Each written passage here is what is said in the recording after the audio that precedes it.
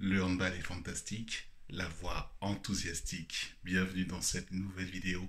Vidéo débrief à l'issue du cinquième match, cinquième journée de la phase préliminaire du tournoi féminin des Jeux Olympiques de Paris 2024, le groupe B et le groupe de la France, qui clôture de très haute facture son tour préliminaire, justement, à Paris, à la porte de Versailles, avec une victoire contre l'Espagne sur le score de 32 à 24. Voilà, le match a eu lieu ce samedi matin à 11 heures. Je te fais ce débrief que maintenant. Je viens de visionner le replay pour te donner un petit peu le débrief à froid de cette rencontre. Il n'y a pas énormément de choses à raconter puisque la France était déjà qualifiée avant cette rencontre.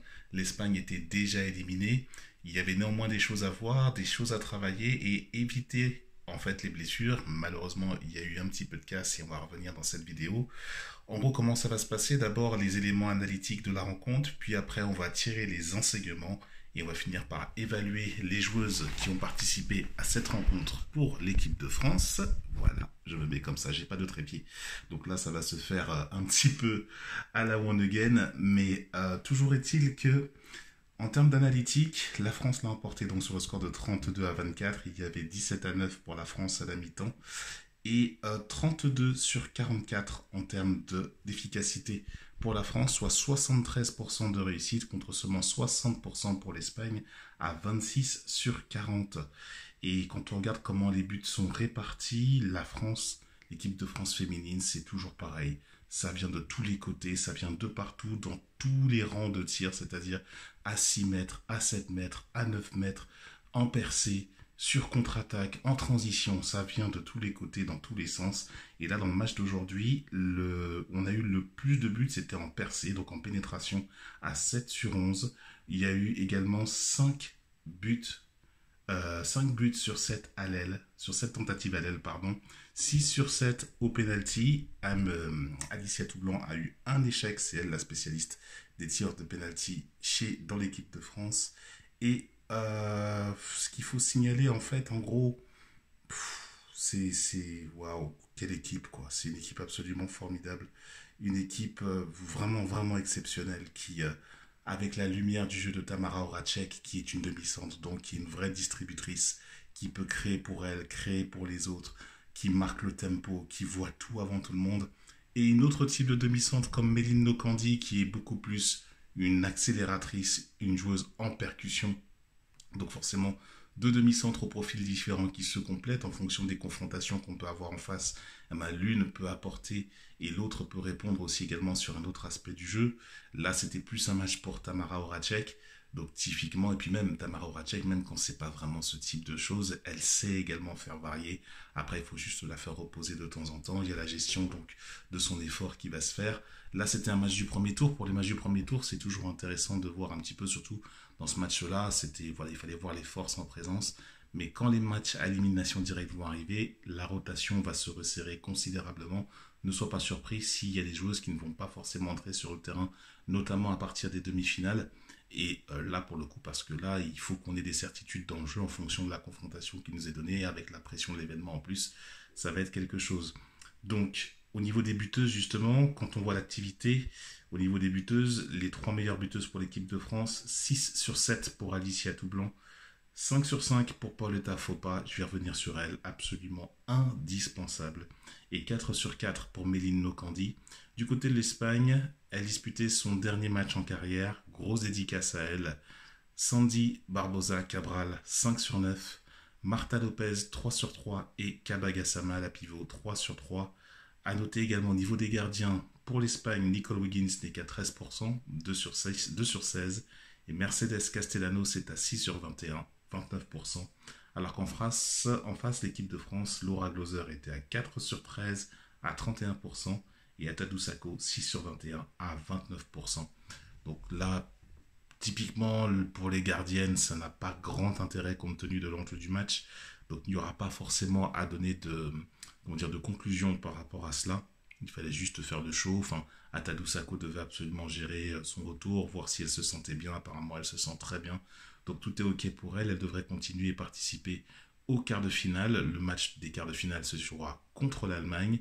Au moment où je te fais cette vidéo, Là, je sais même l'horaire. Ce sera à 13h30 en début d'après-midi. C'est un peu original pour l'équipe de France, mais c'est comme ça que ça s'est décidé.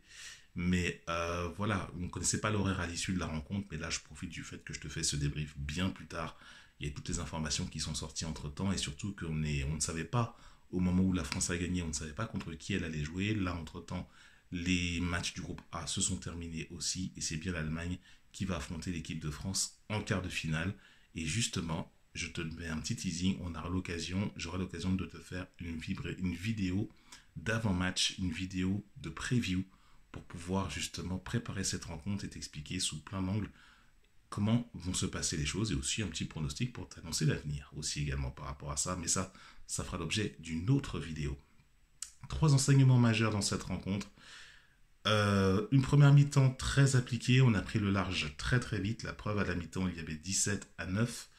Là, en deuxième mi-temps, ça s'est un petit peu resserré le premier quart d'heure, puis après, ça s'est relâché avec l'exploitation du grand espace. Et en fin de rencontre, voilà, les Espagnols sont venus un petit peu, alors qu'on avait jusqu'à 10 buts d'écart. Les Français se sont un petit peu relâchés en fin de rencontre pour finir à 8 buts d'avance. Mais bon, voilà, là encore, c'était en deuxième mi-temps, c'était vraiment pour travailler. C'est pour te dire à tel point, on a même vu Pauletta Fopa en arrière droite à un moment donné. Il y a aussi également, quand je te parlais du grand espace, on a droit à un kung-fu par match. Là, cette fois-ci, c'est venu de Atadou Sako qui a lancé Coralie Lassource en montée de balle sur grand espace pareil. Et Coralie Lassource a scoré sur la passe décisive, l'ogive lancée par Atadou Sako. C'était très spectaculaire à voir. Et le deuxième enseignement aussi dont je veux te faire part, c'est l'utilisation de Pauletta Fopa. Pauletta Fopa, elle sait tout faire. Elle est partout, elle sent les coups, elle est absolument indispensable. De la même manière que Tamara Horacek, qui est dépositaire du jeu, Pauletta Fopa en tant que finisseuse, dans son placement, dans la façon dont elle prend ses appuis, l'espace qu'elle prend également quand il s'agit de défendre sur elle, dans les 6 mètres. C'est un enfer pour l'équipe adverse de traiter le cas Pauletta Fopa. C'est un véritable enfer. Et là encore, elle l'a prouvé face à une équipe espagnole très faible forcément. Mais là, voilà quoi. Pauletta Fopa aussi, c'est la joueuse qui est la plus utilisée par Olivier Crumbles au sein de l'équipe de France. Elle a plus de 3 heures de jeu effectif à son actif. Donc voilà, c'est pour ça que je dis qu'elle est indispensable. On la voit très souvent et on a encore besoin d'elle au cours notamment des prochains tours à élimination directe, le quart de finale en particulier. Aussi, j'ai noté en guise d'enseignement, donc Pauletta Fopa est indispensable.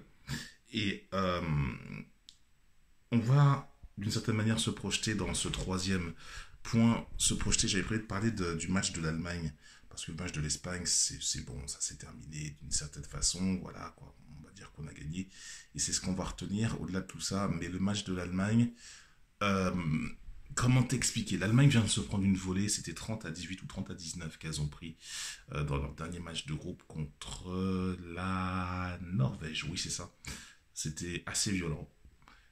En principe, normalement, ça devrait passer. On va revenir un peu plus en détail. Mais préparer ce match de l'Allemagne, mais surtout quand on connaît le tableau maintenant, on sait comment ça va se passer.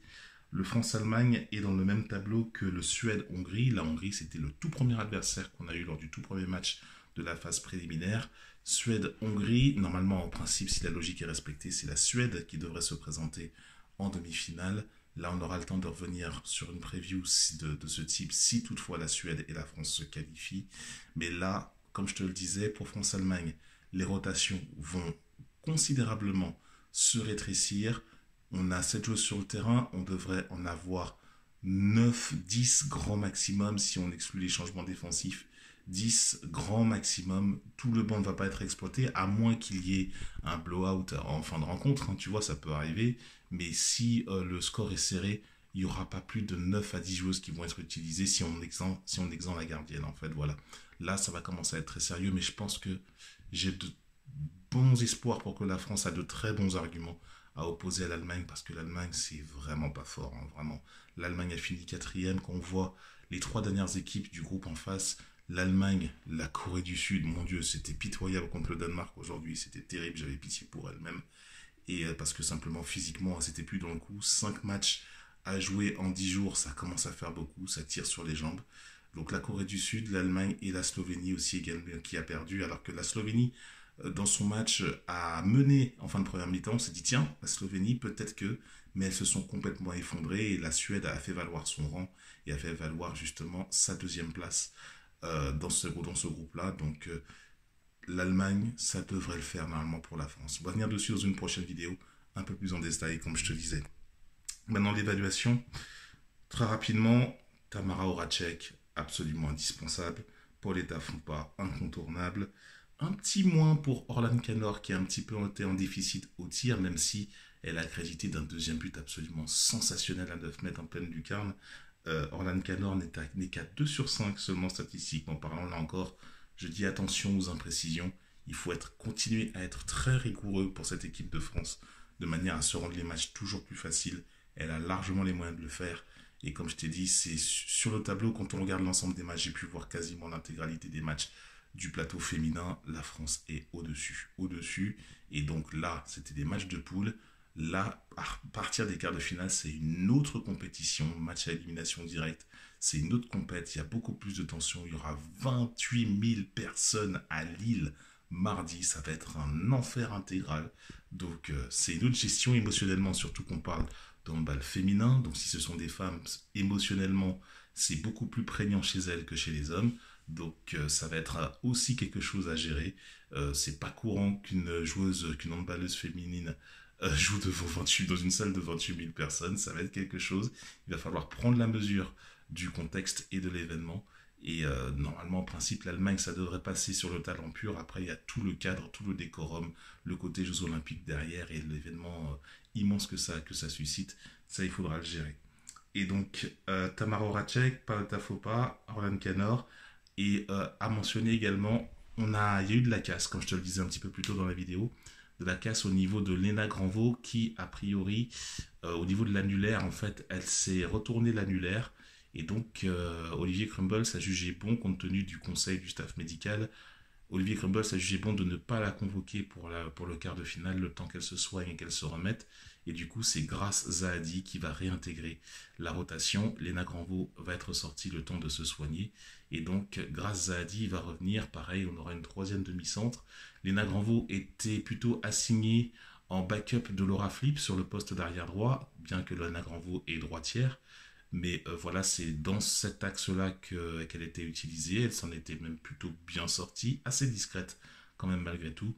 Mais quand même en autre axe, c'est pas trop la semaine de Léna Granvaux, bien que ce soit les Jeux Olympiques, puisque je te le rappelle, si t'es pas au courant, son club des Neptunes de Nantes, club avec lequel elle a choisi de prolonger pour une année supplémentaire, un petit peu pour parfaire un petit peu asseoir un petit peu son éducation dans un club qui reste encore dans sa mesure haute, dans sa mesure. Eh ben, le club des Neptunes de Nantes a tout simplement coulé. Liquidation judiciaire annoncée cette semaine. Donc on ne sait pas où Léna Granvaux va atterrir, mais nul doute qu'elle trouvera forcément un point de chute, tellement cette petite a du talent. C'est la meilleure joueuse du tournoi, du championnat du monde notamment. Meilleure jeune joueuse du tournoi du championnat du monde l'hiver dernier. Donc elle aura normalement des propositions intéressantes pour elle. Ça devrait bien se passer. Il faut juste gérer cette situation qui forcément est toujours délicate, même au niveau de Léna Granvaux. Et donc, bon rétablissement à elle, en espérant la voir un petit peu plus tard dans le tournoi. Prochain match donc, quart de finale, France-Allemagne. Ce sera le mardi 6 août à 13h30 à Villeneuve d'Ascq, à la salle Pierre-Mauroy, devant 28 000 pécos. Ça va être lourd, ça va envoyer du bruit. Les autres matchs, les autres quarts de finale, on aura à 9h30 du matin, Pays-Bas-Danemark, à 17h30, Suède-Hongrie et à 21h30, Norvège-Brésil, en sachant que France-Allemagne, le gagnant de France-Allemagne rencontrera le gagnant de Suède-Hongrie. Donc potentiel demi-finale, si la logique est respectée, potentiel demi-finale contre la Suède pour la France, si elle passe l'Allemagne et si la Suède passe la Hongrie, bien entendu. Et de l'autre côté, Norvège-Brésil et Pays-Bas-Danemark. Là, je pressens bien la Norvège sûre dans un premier temps. Par contre, Pays-Bas-Danemark, là, Pays-Bas-Danemark, je vois un peu plus les Pays-Bas quand même, légèrement au-dessus, mais là encore, on va voir comment ça se présente. Donc, on aura l'occasion donc de faire une preview, notamment du quart de finale de la France, et on va peut-être revenir sur ces points en fonction des dépêches et des nouvelles qui tombent pour la préparation de ces rencontres. On est samedi soir au moment où je te fais cette vidéo. Les joueuses d'école prennent le train plutôt demain, dimanche, pour Lille.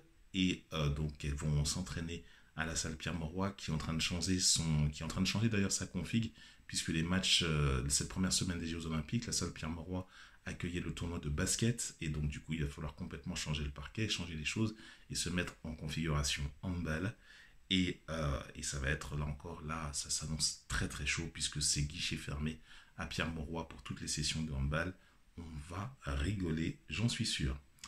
Voilà, c'est tout ce que j'avais pour toi dans cette vidéo. Je t'invite à commenter, liker, partager autour de toi dès que ça fait écho, dès que ça fait sens, en espérant que tu aies appris quelque chose. Moi, ça me fait toujours autant plaisir de partager tous ces contenus avec toi. N'hésite pas à interagir avec moi en commentaire. C'est enthousiastique. Le handball est fantastique. La voix enthousiastique. Et on se retrouve très bientôt pour une prochaine vidéo. À la prochaine. Salut.